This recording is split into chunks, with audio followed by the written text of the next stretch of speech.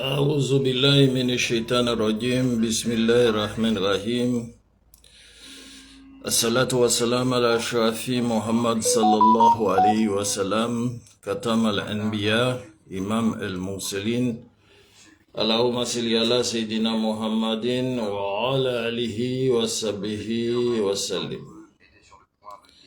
Eh bien, chers internautes, nous allons aujourd'hui, sur la base de sciences politiques Bocaille, Paul Afro-Erazi de la pensée caribéenne et enfin du Centre islamologique africain caribéen de recherche et de la pensée musulmane, aborder un type d'émission, un type d'intervention qui consiste à faire un tour d'horizon de l'Occident à l'Afrique et aux Amériques. Bien sûr, nous rappelons que nous avons cette vision de recherche d'une alternative aux orientations idéologiques de l'Occident de l'Est et de l'Occident de l'Ouest. Et donc, par conséquent, cette alternative existe. Donc, nous devons nous en approprier de cette alternative et trouver le conduit,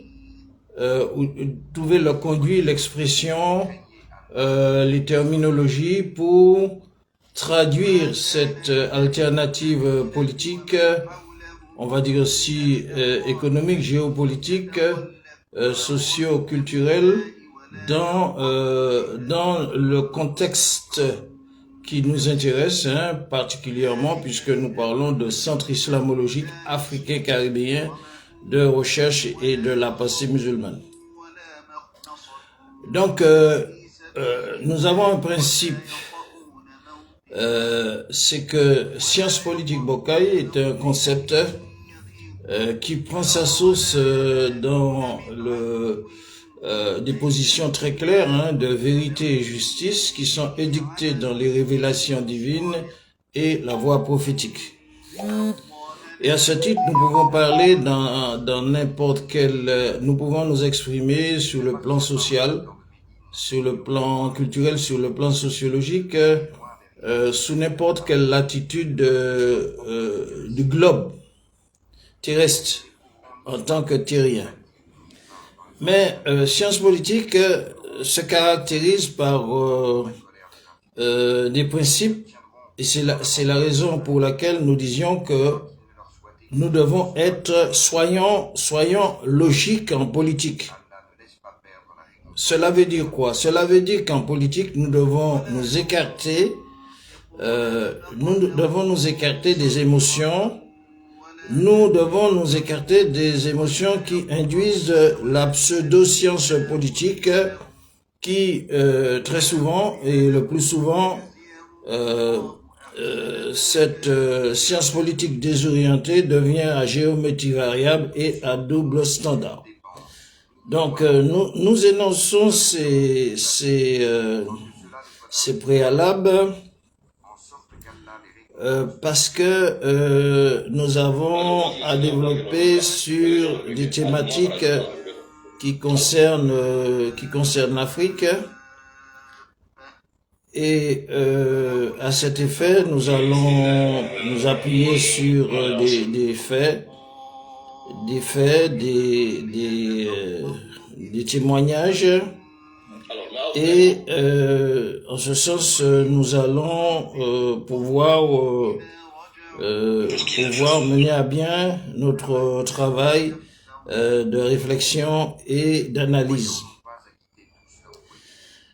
Et là, nous avons des thématiques qui sont assez spécifiques à l'Afrique. Je rappelle que nous allons commencer par l'Afrique et donner autant que faire se peut une orientation par le biais de témoignages d'Africains, parce que, à mon avis, il faut écouter les Africains qui parlent, qui s'expriment, et s'éloigner des Africains qui s'éloigner de la manipulation. Et en ce sens, nous avons des arguments probants pour parler de cela, et c'est ainsi que nous allons essayer de vous livrer un témoignage à partir du Mali.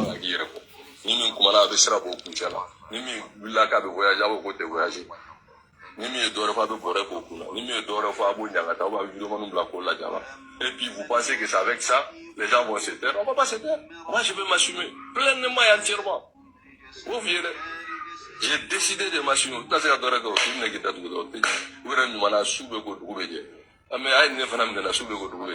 ah ouais, le problème. Donc on va parler. Parce qu'il faut que les gens se lèvent, quoi. Moi, avec la commune, soit si tu dis, ma démocratie sera attaquée. Wallah, attaquée. Soit si tu faire la démocratie sera faite. C'est les peuples démocrates qui se sont levés légalement, démocratiquement, légitimement, exiger le retour à l'ordre constitutionnel. Et notre constitution votée, quand on l'a dit, la constitution sera faite. Et nous devons la constitution sera faite. Pourquoi on n'utilise pas la constitution? Oui, j'essaie de reprendre le début de l'intervention de ce Malien qui s'appelle Kaoudim, qui très récemment s'est retrouvé en prison, mais qui continue son témoignage, un témoignage courageux, un témoignage éloquent, et donc par conséquent cela doit nous intéresser, parce que nous avons dit qu'il faut écouter les Africains qui parlent et s'éloigner de ceux qui manipulent. Donc Kaoudim disait effectivement dans son intervention que je voulais retrouver cette vidéo qui m'est passée un peu sous la main. Il disait que vous êtes pire que la CEDEAO, donc il s'adressait à ceux que nous pouvons stigmatiser d'associations ethnocratiques suprémacistes au Sahel, associations génocidaires de massacres, de confiscation des terres, des richesses des Peuls, des Touaregs, des Soninké et des autres peuples africains, qu'ils soient arabes ou autres. Donc voilà en fait sur ce fond-là que je voulais parler aujourd'hui sur une réalité qu'il ne faut point cacher, et c'est la dictature en Afrique. Les goulags népotiques en Afrique, les couvertures aujourd'hui idéologiques noiristes, on va dire pseudo-panafricaines, qui servent de couverture à un remake des dictatures du goulag népotique et du bluff, ce que nous appelons, ce que nous avons connu dans le monde, que ce soit dans les pays de l'Est, en Albanie, en Yougoslavie, en Tchécoslovaquie, en Pologne, en ex-URSS, des réalités sociales, des réalités économiques de ce que nous qualifions à Sciences politiques de Bocaille de bluff collectiviste, où c'est toujours les bourgeoisies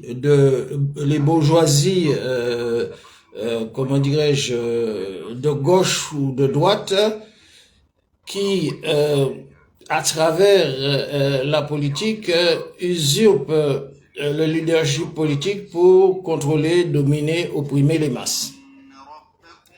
Alors nous avions fait un article, nous sommes le 8 aujourd'hui le 8 juin, mais le 1er juin, nous avons fait un article qui sur ce thème, les fatwas urgentes pour régler le cas génocidaire noir. Avant l'intervention et les prétextes de ceux des Africains qui disent que la CPI, c'est-à-dire le tribunal pénal international, que la CPI des Blancs ne juge que des Africains. Nous avons, c'est-à-dire que c'est pour ça que nous avons fait appel à cette nécessité, cette réalité de fatwa. Nous avons dit, est-ce que il n'y a pas des fatwas, des organismes qui peuvent lancer des fatwas pour rétablir une situation, des cas d'urgence, et puisque nous sommes confrontés à des Noirs génocidaires. Donc il faut, ces fatwas ont, à notre sens, lorsque nous avons émis cette idée le 1er juin, c'était un préalable avant des prétextes et des interventions de certains des Africains qui disent que le tribunal pénal international, la CPI, la Cour pénale internationale, c'est un instrument des Blancs qui ne sert qu'à juger des Africains. Donc, c'est une question de responsabilité face à nos dictatures, nos génocidaires noirs, nos tortionnaires. Et cet article disait que l'Afrique devra affronter, juger et neutraliser ses bourreaux et tortionnaires. Alors la question que nous nous posions, c'est que y a-t-il une jurisprudence et des fatwas? C'est là que nous avons fait appel à cette nécessité de jurisprudence et des fatwas qui devraient dans ce cas être exécutoires à terme pour prendre en charge cette responsabilité en Afrique de faire régner la justice, la vérité, y compris pour sanctionner tous les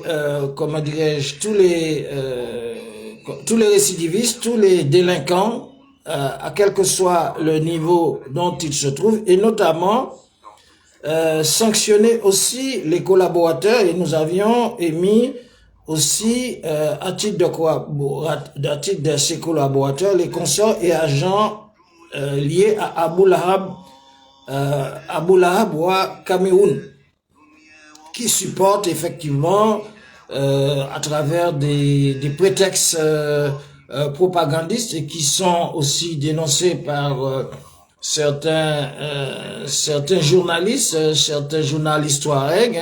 Il y a une dame Touareg et il y a aussi monsieur Ag Touareg qui dénonce ces personnages qui sont payés après avoir perdu soit leur nationalité en France ou en Europe, leur compte gelé, et qui soutiennent les dictatures, qui inventent des propagandes et qui émargent aux frais du contribuable dans ces pays d'Afrique où il y a un déséquilibre et une pagaille pas possible concernant cette réalité de génocide, de tortionnaire et on va dire de dictature.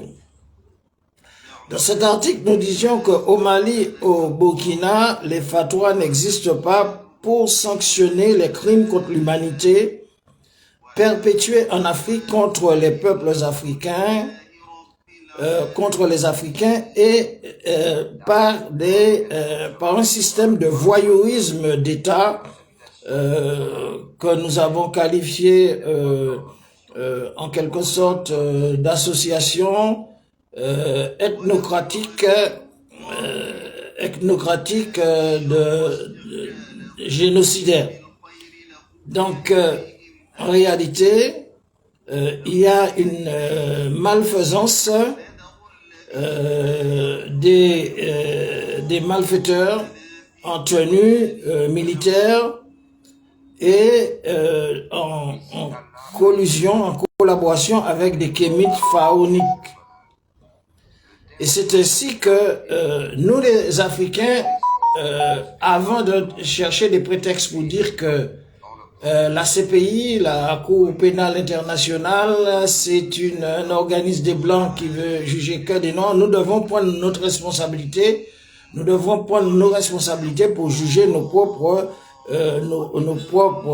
tortionnaires, pour les sanctionner pour leurs assassinats, leur génocide des populations, notamment lorsqu'on vise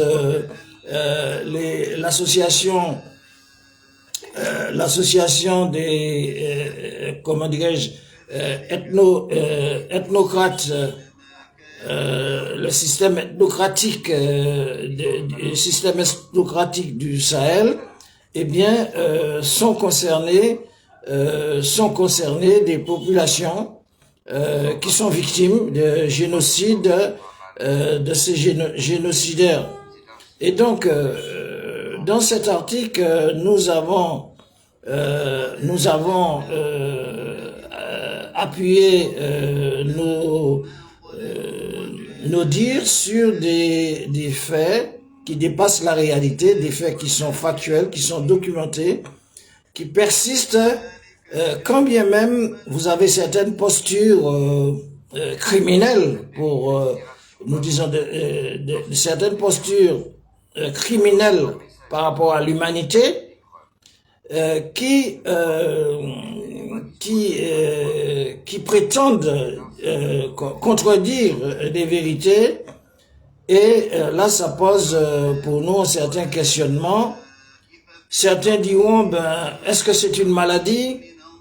Est-ce que c'est une malédiction? Pourquoi nous les nègres, nous sommes restés, même après l'esclavage, de perpétuels ennemis de nos propres frères?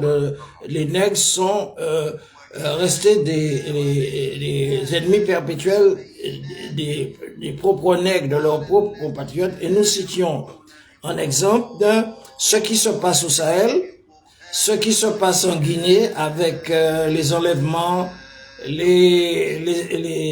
comment dirais-je, les éliminations, les assassinats par les escadrons de la mort, ce qui se passe aussi en Afrique du Sud. En Afrique du Sud, nous avons vu que il n'y a pas très longtemps, le président de l'Afrique du Sud est monté au créneau pour tenter de mettre un terme comment dirais-je, au léchage des Africains en Afrique du Sud qui s'en prennent à d'autres Africains parce qu'ils sont des pays voisins. Nous avons le cas de l'Afrique du Sud.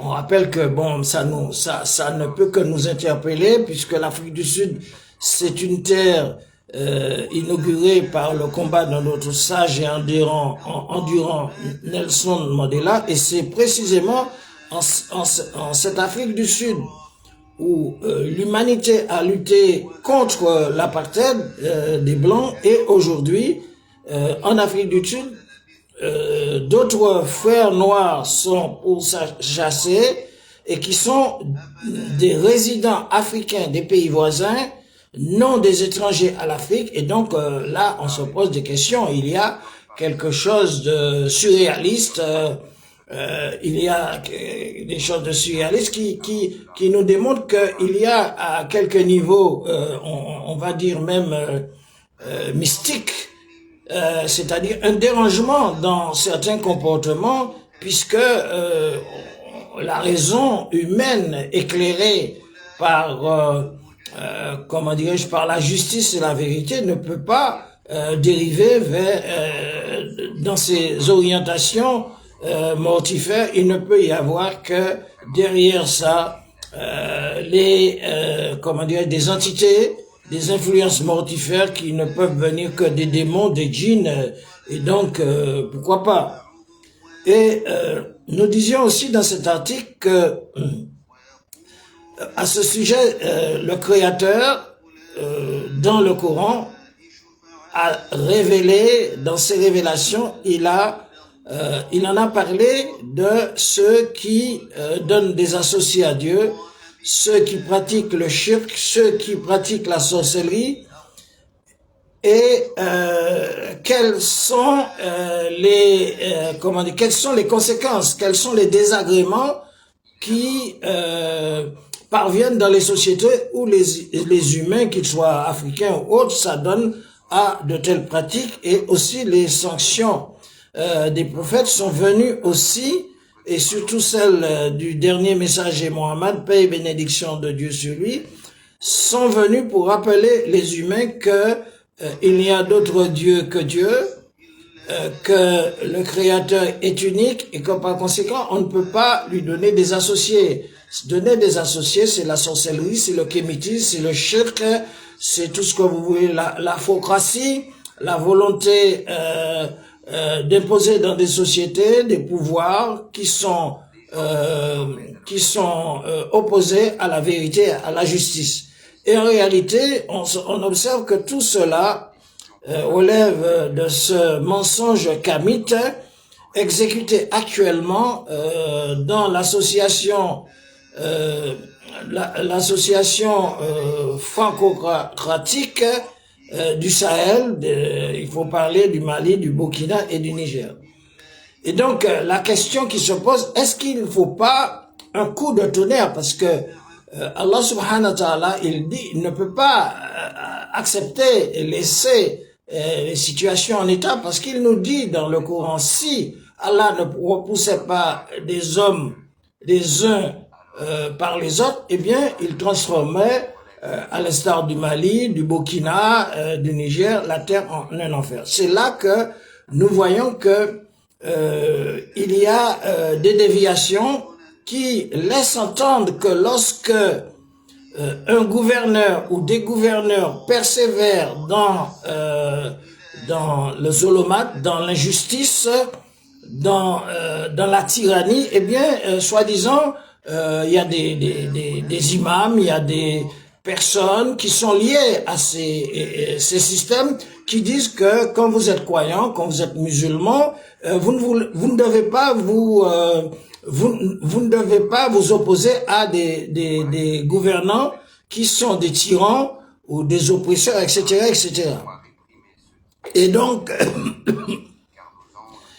c'est une contradiction qu'on peut le relever pour l'Afrique, une contradiction qui nous laisse, comment dirais-je, réfléchir sur ce détournement, cette falsification de l'orientation religieuse. Et faudrait-il qu'un tonnerre divin, c'est-à-dire un effort, faudrait-il des fatwas, faudrait-il une lutte, une résistance, on peut l'appeler comme on veut, qui soit un soleil prophétique qui puisse libérer les populations des jours qu'ils subissent dans ces pays où se sont implantés des, comment dirais-je, des associations de, comment dirais-je, ethnocratiques, qui persécutent, qui conduisent ces sociétés. Et nous avons des exemples à citer, parce que quand on se réfère à l'Afrique, nous avons eu en Afrique des institutions qui ont été purifiées par ce qu'on appelle les résistants. On peut citer en Algérie l'émir Abdelkader. On peut citer en Afrique, notamment au Mali, au Burkina, au Niger, dans toute l'Afrique de l'Ouest, l'Afrique centrale, des éminents résistants Al-Mami, qu'on appelle Al-Mami, c'est le mot imam, hein, imam africain. On peut citer El Hadj Omar, Sundiata Keita, on peut citer Mamadou Lamine, on peut citer un certain nombre de savants, de Alpha Yaya, on peut citer Rahba, dans les régions, comment dirais-je, de l'Afrique orientale. On peut citer Cheikh El Hadj Omar, on peut citer un certain nombre d'Africains qui, dans leur action, témoignent du combat, témoignent de la résistance, premièrement face aux colons euro-occidentaux d'hier qui sont intervenus en Afrique pour faire table rase des législations, des civilisations, table rase de l'existant culturel et l'existant législatif, des lois justes qui géraient le Mali, le Burkina, les pays de l'Afrique de l'Ouest et autres, et qui vont remplacer ça par ce dont adoptaient les successeurs des colons, c'est-à-dire des politiciens, comment dirais-je, actuels, qui se réfèrent au militarisme, des putschistes, des kémites qui sont en train de souiller et de corrompre de concert aux malfaiteurs et aux criminels kémites pharaonistes, comment dirais-je, c'est-à-dire par l'orientation systémique de la jahiliya, de l'ignorance, eh bien, ce dont nous avons en Afrique comme exemplaire, comme témoignage que nous pouvons suivre pour relever par la lutte, par le combat, ce qu'ont établi nos prédécesseurs que nous avons cités, l'Amir Abdelkader et les Almami, etc., etc. Et rappelons que Allah subhanahu wa ta'ala, Dieu nous dit que ceux qui ne suivent pas ce dont les directives qu'il a décrétées, eh bien, ce sont des prévaricateurs, ce sont des tyrans. Et Allah subhanahu wa ta'ala, il nous dit que ce sont des gens de l'ignorance, ce sont les compagnons du diable. Et Allah subhanahu wa ta'ala nous dit cela même qu'il désigne comme compagnons du diable, il leur assigne comme compagnons des diables, et en réalité, c'est en fait pour témoigner de leur tyrannie, de leur perversité, qu'Allah subhanahu wa ta'ala nous démontre aujourd'hui au grand jour que cette réalité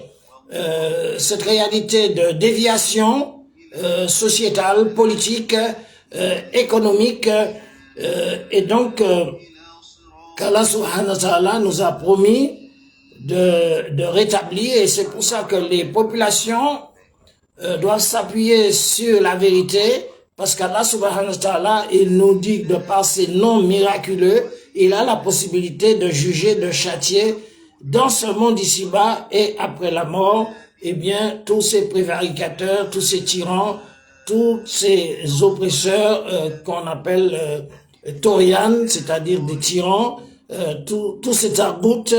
Et véritablement, nous sommes dans une phase où nous devons agir. Nous devons agir. Nous ne devons pas dire que oui, voilà, aide-toi, le ciel t'aidera. Allah subhanahu wa ta'ala nous a envoyé le Coran. Il nous a envoyé son messager, le prophète, qui est un modèle, qui nous a montré comment il a combattu l'injustice, et ses compagnons qui nous ont montré le chemin, ainsi que les savants. Donc on peut se poser la question, est-ce qu'aujourd'hui, ceux-là même qui ont assassiné les compagnons du prophète, Omar, Othman et le calife Ali bin Abu Talib, eh bien ceux-là même qui se disent musulmans, qui font la prière, qui font le ramadan, qui font le pèlerinage, qui refusent comment dirais-je, la voie droite, qui s'associe à des prévaricateurs, qui s'associe à des tortionnaires, et bien par là même ont-ils rejeté la voie, et que diront-ils au jour du jugement, après la mort, le jour de Yawmul Qiyamah, et que diront-ils ceux aussi qui ont tué les compagnons du prophète que nous avons cités, si tant ils étaient musulmans. Donc voilà cette réalité, nous ne devons pas rester dans la fatalité, nous devons agir, nous devons lutter comme ceux qui agissent, nous devons agir pour changer la réalité, parce que Allah subhanahu wa ta'ala, il nous dit que, c'est-à-dire que la tyrannie des tyrans utilise la faiblesse des faibles. Et il y a des savants, beaucoup de savants, des penseurs aussi anciens et modernes. Nous pouvons citer Cheikh Fadullah, nous pouvons citer Abdul Allah Moudoudi, nous pouvons citer en Algérie les Cheikh Ben Badis et Ibrahimi qui ont montré la voie, qui ont montré le chemin de la lutte, et que nous avons en Afrique des jouisseurs, des paresseux, des buveurs de thé, des gens qui passent leur temps justement à semer dans les populations musulmanes des influences négatives et qui sont au service des tyrans et qui sont véritablement des éléments qui pactisent avec le mal. Et Allah subhanahu wa ta'ala, il nous dit que Amir bil ma'ruf nahyanil munkar, nous devons recommander le convenable et nous devons interdire le blâmable. Et c'est ainsi que nous disons qu'il y a une logique en soi. Nous voyons bien que si la force ne s'oppose pas à la force, comment aujourd'hui des peuples musulmans de Perse pourraient faire face aux États-Unis d'Amérique et à Israël qui profitent de la faiblesse des Palestiniens et des Libanais pour persécuter, pour génocider. Donc il y a ce combat. Le combat existe en islam. Et le combat existe en islam et le combat existe en dehors de l'islam, parce que le combat, c'est une prescription divine. Le combat a existé dans la résistance française avec le général de Gaulle. Le combat a existé en Algérie face au colonialisme français. Le combat a existé face à l'apartheid. Le combat existe face à l'occupation de la Palestine. Le combat a toujours existé dans toutes les sociétés, et même en France, le général de Gaulle a combattu. Donc ceux qui sont musulmans en Afrique, des paresseux, des faibles, des lâches, des jouisseurs, des buveurs de thé, ils n'ont aucun argument, ni dans le Coran, ni dans la tradition du prophète, qui valide les mensonges pour lesquels ils sont payés par les kémites et